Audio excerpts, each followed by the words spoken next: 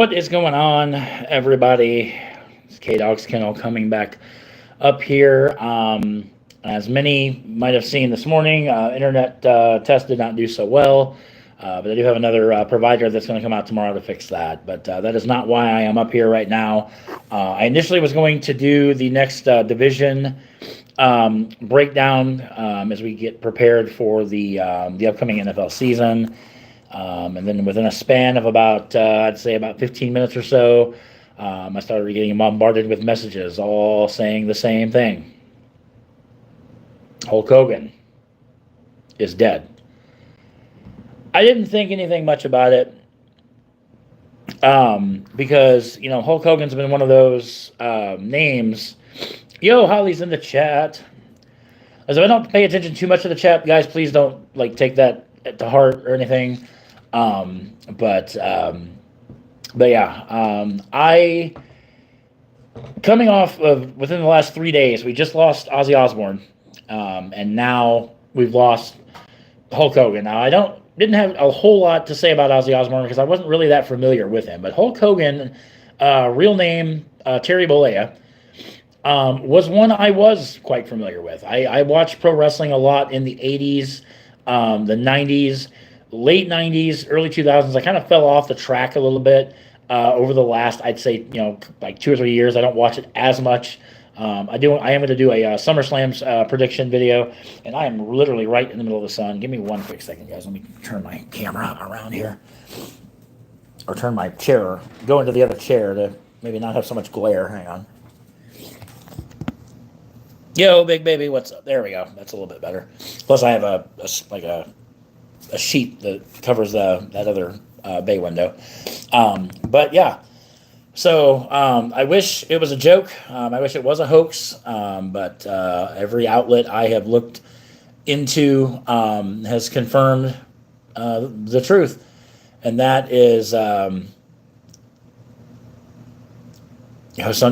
man, Ozzy yesterday, Hulky today. What the fuck is happening? And the sad thing is they say it comes in threes. So... but yeah, this one hits me hard, just because I grew up watching pro wrestling in the 80s and the 90s. Hello, Nitik. If I'm butchering your name, I am so sorry. I'm absolutely horrible with names. But I just wanted to come up here for a bit, kind of talk about my memories of Hulk Hogan. And right now, details are kind of scarce right now. All that's really been reported, he died at the age of 71 after what's being called sudden cardiac arrest. Paramedics were called out to his home earlier this morning. He was rushed to the hospital where he was pronounced dead. And yeah, like I said, my first memories of Hulk, I know he spent some time in the AWA when he was coming up, but the memories I have of him is shortly after he joined the WWE in 1983. In December of 83, the Iron Sheik would defeat Bob Backlund to win the WWF Championship. And once the word came out that Hulk had signed with WWE, it made sense why the Iron Sheik ended Bob Backlund's lengthy title run, because of the fact that Hogan was going to be the one to Iron Sheik was going to be a transitional champion. And that's Oakley. And that's exactly what happened, because in January of 1984, Hulk Hogan would come in and he would beat the Iron Sheik, win the WWF Championship, and that's when Gorilla Monsoon coined the phrase Hulkamania. Hulkamania is born. Hulkamania is here. And Hulkamania was around for quite some time. He did, and we'll discuss a little bit of that, as we move forward in this video. On the personal side of things, yeah, Hulk Hogan, was kind of a D-bag, douchebag, dirtbag, prick, whatever you want to call him. But yeah, Hogan would hold the belt for his first time for 4 years. He would feud with Roddy Piper in the late part of 84 going into 85. Hulk Hogan Roddy Piper actually would have after WrestleMania came before the Wrestling Classic. Hogan main evented the first 9 WrestleManias. He and Mr. T took on Roddy Piper and Paul Orndorff in the main event of the first WrestleMania. Big Baby said I knew his health was ailing him. Yeah, he had Hogan had some type of spinal fusion surgery about a month or so ago. And there were some other ailments that they didn't really disclose a lot of. And it'll probably come to light once they do the autopsy and all that to confirm his official cause of death. But yeah, going into his 4-year run, he'd hold the belt from 84 to 88. He'd feud with the likes of I remember he fought King Kong Bundy, and I have absolutely no notes. I'm literally freelancing all of this, so I'm if I'm looking away, I'm either looking outside or, but yeah, Hogan, he feuded with King Kong Bundy, fought him in a cage at WrestleMania 2. Who could ever forget the legendary match he had with Andre the Giant at WrestleMania 3? The infamous Hogan and Andre were buddy for a number of years, even back in the AWA days. And then they planted the seeds of, Hogan. Andre had won an award because apparently he had been undefeated. For 15 years, and he'd gotten this trophy for it, this little small trophy. Well, Hogan had to one up him by he won Superstar of the Year or something. He got a much bigger trophy, and he kind of took a shit on Andre's moment. Andre would storm off, and then the next week he'd come back on to remember if it was Piper's Pit or if actually it was Piper's Pit. Came on. He was accompanied by Bobby Heenan. Hulk was confused, like, Andre, what the hell is this? What's going on? And Andre basically said that he was and it's funny because the way Andre worded it, he was like, I challenge you to a main event match at a WrestleMania. He didn't say at WrestleMania 3. He just said at a WrestleMania. Hogan could have waited a few years, and Andre wouldn't have really been able to compete. But Andre would rip the shirt, rip the crucifix he always wore on around his neck, drop it on his chest, and even Piper, as Hogan was kind of coming to, he was like, "You're bleeding," and then the match was made official. They had a contract signing at the 1988 Royal Rumble, the inaugural Royal Rumble event that was actually televised. It wasn't actually on pay-per-view until '89, but they had the contract signing for WrestleMania 3.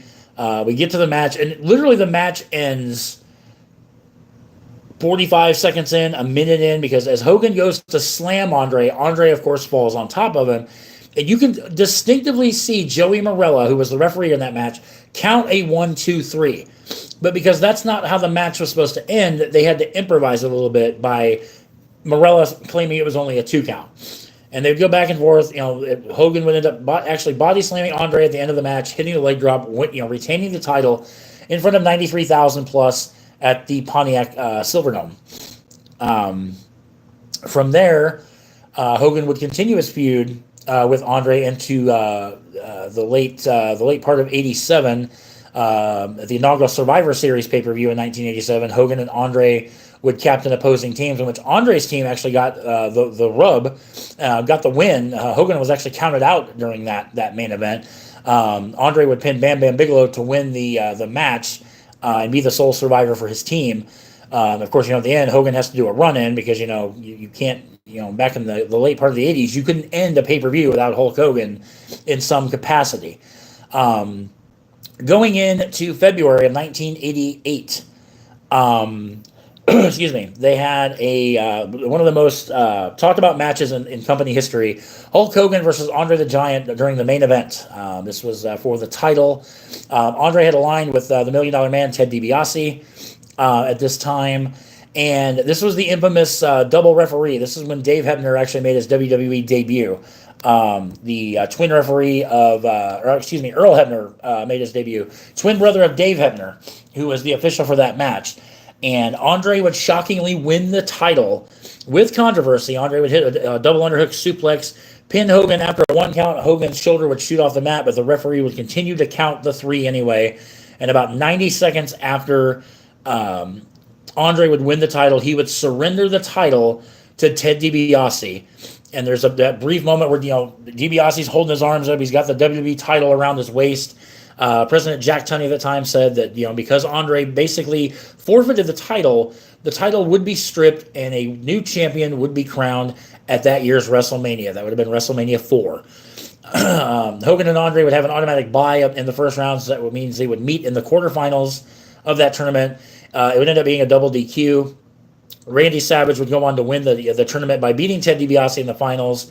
Andre kind of helped DiBiase throughout the match until Miss Elizabeth went back and grabbed Hulk Hogan. This was the start of the infamous Mega Powers angle, when Hulk Hogan and Randy Savage would form a team that would last for about a year. And we go into February of '89, where the Mega Powers imploded during an episode of the main event against a match with the Twin Towers. Savage would get thrown through the ropes, taking out Miss Elizabeth inadvertently. Hulk Hogan would come outside, pick Elizabeth up, take her to the medical area, and that's when Savage was like, you've lusted for Elizabeth all this time. If you wanted the belt, you should have just come to me like a man. Hogan turns to Elizabeth, is like, talk some sense into this guy. Savage hits him with the belt, starts beating the shit out of him. This would lead to WrestleMania 5, when Hulk Hogan would win his second WWE Championship by defeating the Macho Man Randy Savage. Savage would have just over a year-long run with the belt before dropping it back to Hogan, which then turns into 1990. The WWE wanted to do something different. They wanted to test the waters, if you will, by having Hulk Hogan and the Ultimate Warrior, two of the top baby faces in the company at that time. There was a spot in the Royal Rumble where they wound up the only two in the ring, and the crowd absolutely lost their fucking mind. Like, they went apeshit.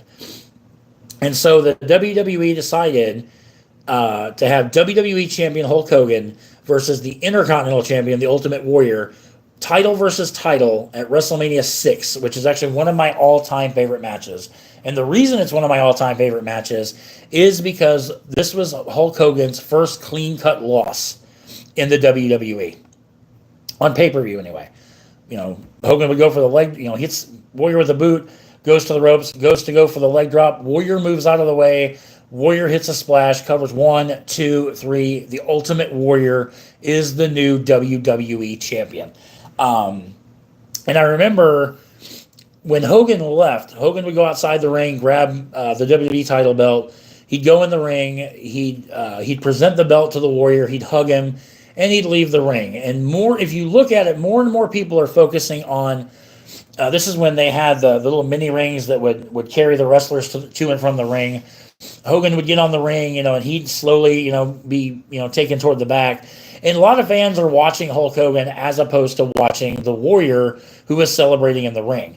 And Warrior, to his credit, he would hold the belt for almost a year, which kind of coincides to, in late 1990, Sergeant Slaughter, who would actually win the belt from the Ultimate Warrior at the Royal Rumble in 1991, ended up turning into an Iraqi sympathizer, which was very controversial because at this time the United States of America were undergoing in the middle of Operation Desert Storm, in the Gulf War and all that.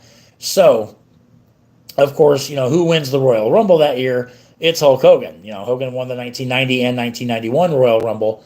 This is back before the winner of the Rumble would get an opportunity to main event WrestleMania by a couple of years. But Hogan would end up winning the Rumble. He'd end up going to WrestleMania 7. He would dethrone Sergeant Slaughter to win his third WWE Championship. And then he would drop that belt to would be The Undertaker at the Survivor Series in 1991. In controversial fashion, Ric Flair had just come into the company. He had cost Hulk Hogan the title. Undertaker, one of the most infamous moments, Hogan always said Undertaker, fucked his neck up with a tombstone. But if you watch the video, Hogan's head never touches the chair. It touches Undertaker's thighs. Like he tombstones him. Hogan's head's protected, his neck's protected. Hogan always made such a big, oh my God, Undertaker, ruined my career, but whatever, dude, whatever. He didn't do anything with it. Hogan would regain the title from The Undertaker the following week at This Tuesday in Texas, a one-off pay-per-view that they did. But because more chicanery, more shenanigans, Hogan would blind The Undertaker with the ashes in the urn, roll him up for a quick 1-2-3. The belt would be vacated and put up on the line in the Royal Rumble match in 1992, which everybody on the planet thought that Hulk Hogan was going to three-peat and win the Rumble. However, he gets eliminated by Sid Justice, which I thought was fantastic. Hogan, being the crybaby that he was back then, you stole my belt, pulls Justice out of the ring. Ric Flair would win the WWE Championship. One of my favorite Royal Rumbles of all time, 1992, just because of the fact Flair won it.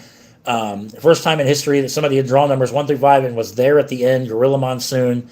Had notated that several times during the final moments of the Rumble.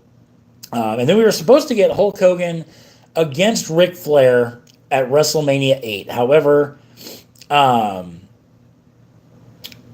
but that match never manifested. That match never came to be because it ended up being Flair and Savage for the belt, and then Hogan would fight Sid Justice because Justice was pissed off at Hulk Hogan. They ran the angle of they had Hogan and Sid teamed up to face Ric Flair and Undertaker. Sid Justice would turn on them, therefore setting up their main event at WrestleMania 8, which was a clusterfuck in its own right.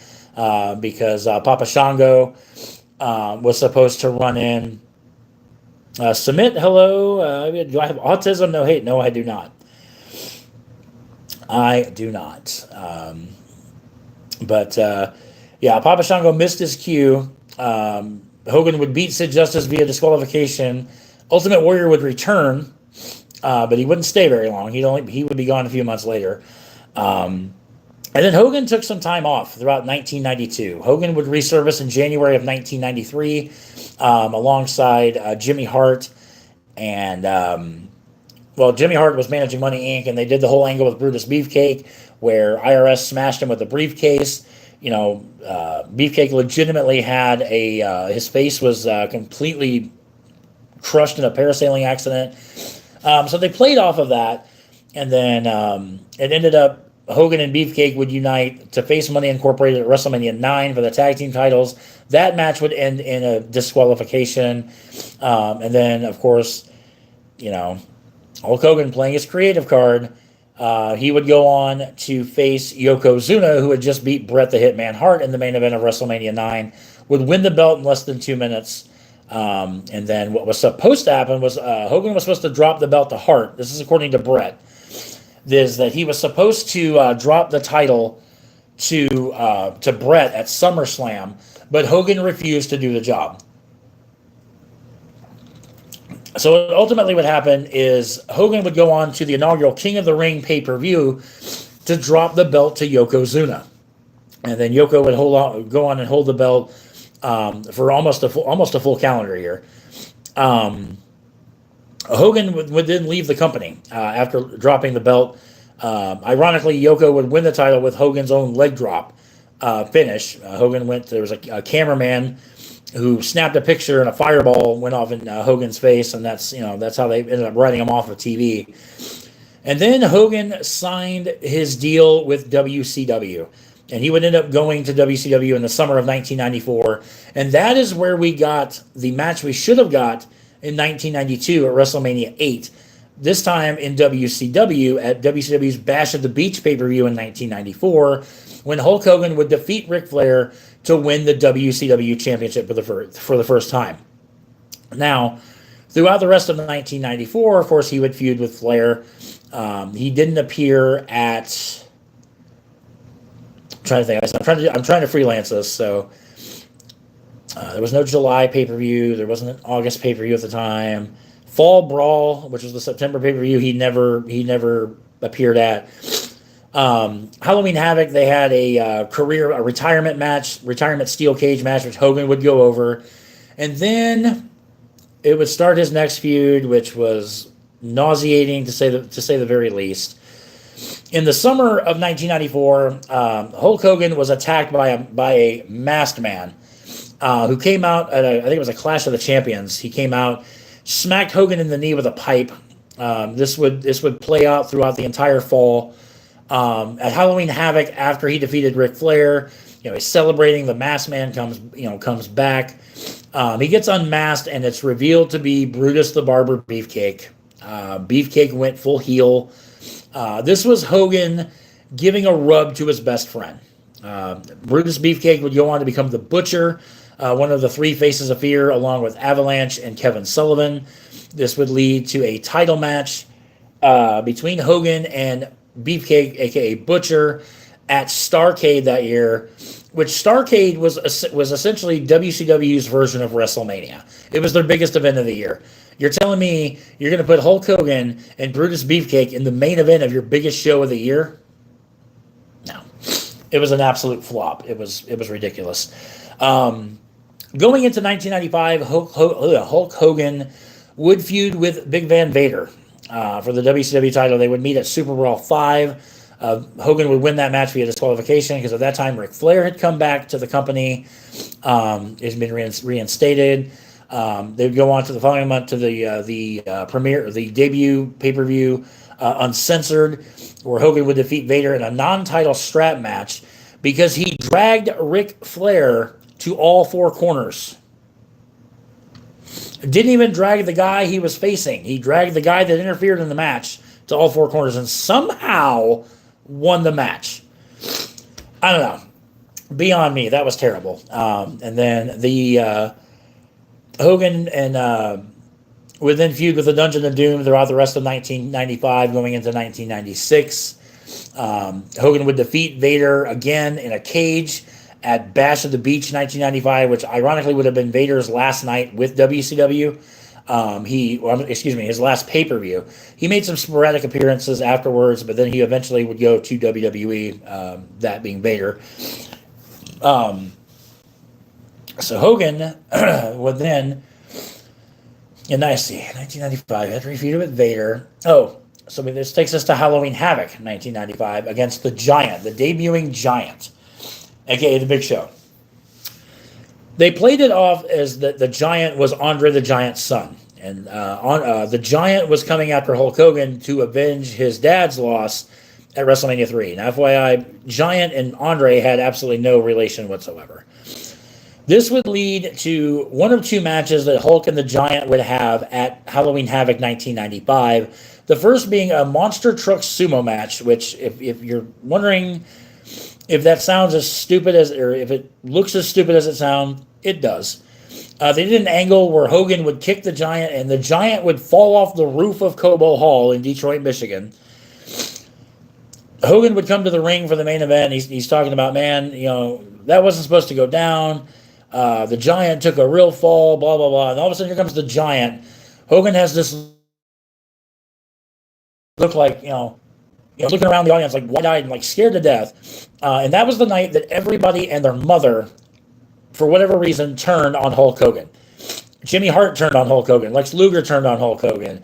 A lot of Hogan's allies turned on him. The Giant would win the match via disqualification because Jimmy Hart would hit Hulk Hogan. And there was a clause in the contract that the title could change hands via disqualification. So the Giant, in his first ever match, beat Hulk Hogan for the world title. How many people can say that? Not too many. And then, so the title ended up being held up at the inaugural World War III pay-per-view in 1995 with Randy Savage winning the title the next night. Hogan would win the belt back, and he would hold on.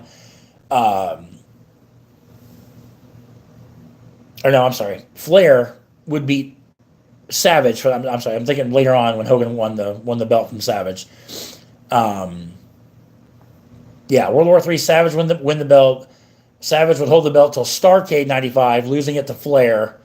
Flair would lose it to the Giant in 1996. Yeah, then Hogan would beat the Giant after the heel turn. So, sorry, getting a little ahead of myself. So, after he put the feud with the Giant to bed at Super Brawl 6 in 1996, Hogan would go away for a while. Actually, no. There was the Alliance to End Hulkamania, the big freaking Savage and Hogan against like 8 different guys in a doomsday cage and uncensored. That was a whole clusterfuck in itself. And then after that is when Hogan he'd kind of disappear for a little while, which takes us to Bash at the Beach 1996, one of the most infamous moments in professional wrestling history. The main event, we have Sting, Lex Luger, Randy Savage against the Outsiders, Scott Hall and Kevin Nash, and a mystery partner. Earlier in the match, Lex Luger would get taken out, making it essentially 2-on-2, but with the mystery partner that the Outsiders had, essentially made it 3-on-2, their advantage. Khan, hello, and welcome in. We get to the end of the match, and all of a sudden, here comes Hulk Hogan. Decked out in his red and yellow. The crowd mediocrely pops when they see Hulk Hogan.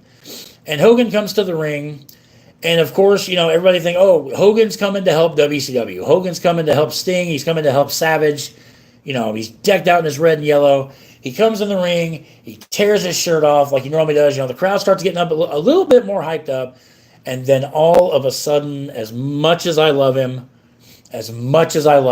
Bobby the Brain Heenan kind of pulls the plug on the whole thing by saying, yeah, but whose side is he on?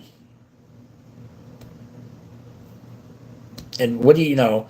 It's that little thing because it happened just before. He shoves the referee aside and he leg drops Randy Savage, turning heel for the first time since the early part of the 1980s. And that, obviously, Hogan, Hall, and Nash would form the NWO, a stable that ran roughshod for quite some time. The next month at Hog Wild, the inaugural Hog Wild pay-per-view, Hogan would win the WCW Championship again from the Giant and whatnot. Grosso, Vietnam, very nice. Welcome in. Like I said, I always love meeting new faces and whatnot. If you guys are new to the channel, feel free to hit that subscribe button as well. Definitely does help out. So Hogan turns heel, and then kind of he feuds with various WCW stars. We end up going to Starrcade 1996. Actually, no. Let me amend that. We go to Halloween Havoc. Hogan defeats Randy Savage with help. Keep in mind, about a month after the Giant loses the title to Hogan, he joins the NWO. Figure that out. The Giant helps Hulk Hogan retain the title at Halloween Havoc in 1996 over Randy Savage. And then Roddy Piper makes his appearance, and then that starts a program with them. They end up having a match at Starrcade 1996 where Piper goes over clean with the sleeper hold. What kills me about that is it's non-title. So the win for Piper essentially was for bragging rights, but who cares? Roddy Piper should have won the WCW Championship from Hulk Hogan at Starrcade 1996. Held the title to Super Brawl 7, and I'd keep Super Brawl 7 in 1997 exactly the way they did it. Hogan would win the match. Randy Savage would join the NWO, help Hogan win the title, at this point retain the title. But if you had Piper win the title at Starrcade 1996, have a 2-month run with the title, have Hogan win that match exactly the way he did, it could have really given Piper something special. It could have really given him something special. Piper never won a world title. And Piper deserved to win a world title. I'm sorry, some may not agree, but Roddy Piper deserved to win a world title. And I think it's really shitty that he got jobbed. He won the match, but it was a non-title match. But anyway, Hogan was it Spring Stampede that he lost the belt? Because I know DDP ended up winning the belt. Wait, no, he didn't. That was a 98 that Page won the belt. I'm trying to just completely freelance this. So like I said, I'm gonna fuck something up and whatnot. But then I remember Hogan and Piper would feud again. They had a cage match at Halloween Havoc in '97, which Hogan would win. No, he lost the belt to Sting. God, I don't even know if I want to go into that whole bullshit. So after the events of Fall Brawl, when Sting was basically called out for being a part of the NWO, which he wasn't, Sting went on a sabbatical and he ended up coming back as the Crow Sting. They booked Hogan and Sting for Starrcade in 1997. Oh my God, which that was an abomination of its own right, because Sting would win the title. Bret Hart had just come in from WWE shortly after the Montreal Screwjob. But if you watch the match, Hogan pins Sting clean. 1, 2, 3. It's a legitimate 1, 2, 3. Bret Hart stops the timekeeper from ringing the bell, basically saying it was a fast count, blah, blah, blah. Bret Hart, for whatever reason, restarts the match. Sting wins the title in a clusterfuck main event. Yo, Murph, what's up, buddy? And that would go on to into 1998, where Sting and Hogan would have a rematch. It would be held up. The title would be held up. Rematch made for Super Brawl 8 98, which Sting would win. Sting would drop the belt to the Macho Man at Spring Stampede. Yeah, there we go. At Spring Stampede 98. Hogan would win the belt back the next night. And then he would lose the belt at that point to Bill Goldberg. I was on Nitro in Atlanta. I do remember that very vividly. Goldberg had to beat Scott Hall earlier in the night. And then then Goldberg would beat Hogan. Because I remember Hogan wasn't at Bash of the Beach that year. Yeah, actually, he was. He was in a tag match. Yeah, it was him and Rodman versus Karl Malone and DDP. And then it went to Road Wild the following month with Eric Bischoff, lost to DDP and Jay Leno. And then you didn't really see a whole lot of Hulk Hogan until the beginning of 1999. The infamous finger poke of doom angle, where Kevin Nash had broken the streak, had ended Bill Goldberg's undefeated streak at Starrcade in 1998. He would defend the title against Hulk Hogan on Nitro. Hogan poked him in the chest. Nash fell down. Hogan would pin him. He'd win back the WCW championship. Oh my God, that was completely and utterly atrocious in its own right. Notice the word atrocious and Hogan seem to be, synonymous, and it is what it is. And that's when Hogan would go on. He'd lose the belt to DDP at Spring Stampede. And then Hogan would disappear again for a while. There was an infamous match that he had with Sting. A feud that he had with Sting.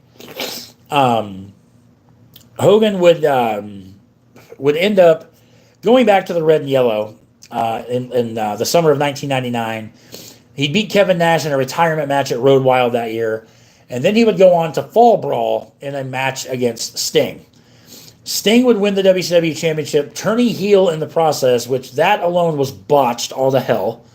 And then Hogan, from there, you know what? I didn't even talk about... God, let me back up a little bit, because we did not talk about Halloween Havoc 1998. The rematch against the Ultimate Warrior in the most clusterfuck match I've ever seen in my life. Hogan would beat the Warrior in the rematch. A ton of freaking, bullshit on that. Hogan wanted his win back. So he orchestrated Eric Bischoff to bring in the Ultimate Warrior for a one-off. And Hogan would beat the Warrior in, like I said, one of the worst matches ever at Halloween Havoc 98. That was abysmal. I actually cannot believe I forgot about that. But yeah, I had to throw that in there. But so we're now Hogan loses the belt to Sting in 1999. Then we get to Halloween Havoc in 1999. Sting defending against Hulk Hogan. Hogan comes out in street clothes. He comes out in denim pants, a denim jacket, or denim vest or whatever. Sting comes out. He whispers some stuff to Hogan. He whispers some stuff to Sting, and then Hogan lays down and allows Sting to pin him. just another what the fuck moment, you know. And then you don't see Hogan for a while. You don't actually see Hogan until the early part of 2000. And Hogan, part of the reboot, if you will, of WCW, Vince Russo and Eric Bischoff reset WCW in April of 2000. All new champions would be crowned at Spring Stampede that year. Hogan would start a feud with Billy Kidman, which was meh. I mean, it wasn't good, but it wasn't, it wasn't terrible, but it wasn't great, This would then lead to a match, Bash at the Beach 2000, the infamous Hulk Hogan Jeff Jarrett match for the WCW Championship. Jarrett had come in, he had won the WCW Championship, and this is where the infamous shoot interview, the shoot promo of Vince Russo took place. Russo had booked Jarrett to pin Hulk Hogan, but Hogan, using that creative control card of his, wasn't going to go for it. So Russo was basically like, he told Jerry, he's like, just lay down, which he did. Hogan puts up, he says something to Russo to the face. He's like, is this your doing, Russo? He's like, no wonder this company's in the damn shape it's in because of bullshit like this. Puts his foot on Jarrett's chest, 1, 2, 3. The match is over. Hogan is once again the WCW champion, and then you don't see him again because that was their way to write him off, per se.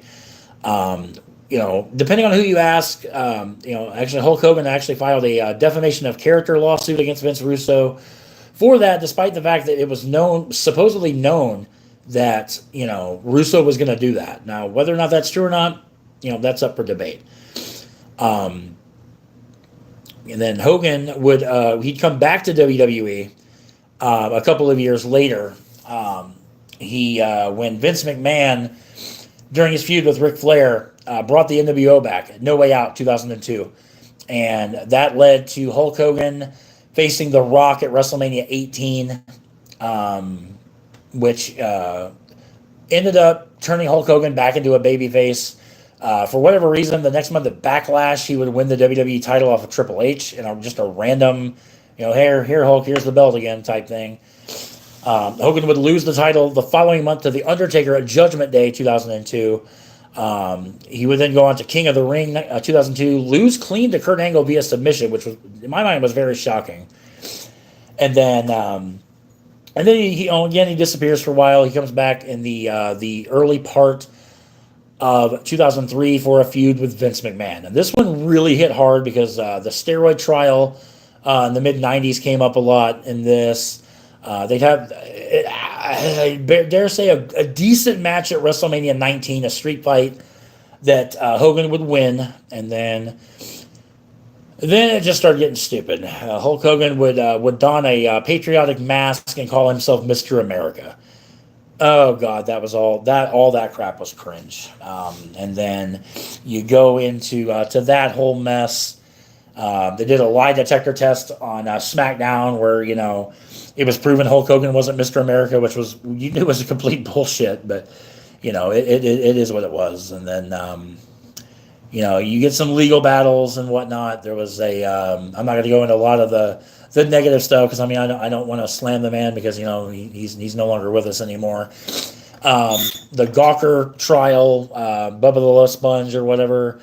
I know that whole lawsuit got settled for like $31 million, and it's crazy. But I remember Hulk Hogan coming back at WrestleMania 30. There was a lot of tension between Hulk Hogan and the Ultimate Warrior. WrestleMania 30, those two buried the hatchet, which was really cool to see, especially because Ultimate Warrior died like 2 days after WrestleMania 30.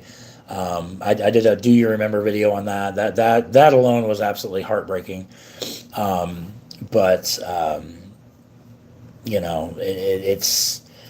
the fact I'm sitting here in my dining room making this video that Hulk Hogan has passed away. I'm not bad. I actually went almost 40 minutes, just like I said, with no notes, no cliff notes, no nothing. Just literally just shit I remember. And I know there's probably a lot of other stuff that I might have missed, but you know what? It really doesn't matter.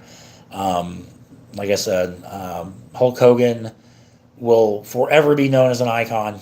Like I said, I'm not going to go into detail of his Hogan Knows Best series. Like I said, I'm not up here to slam the guy. But like I said, um, it's Hogan should be remembered as the icon. Like I said, no matter what he did in his personal life, it doesn't really matter what he did in his personal life. It's what he did in the ring. And Hulk Hogan transcended the business in the early part of the '80s when he came to WWE. And may Hulkamania indeed live forever. Whether I was never a Hogan fan. I was always an Ultimate Warrior fan. So, like I said, my comeuppance was seeing the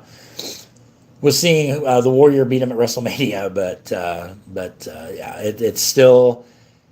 I mean, it hurts. It sucks because, like I said, you grow up and it's like it makes you realize I ain't getting any younger. You know what I mean? Like a lot of people I knew and followed.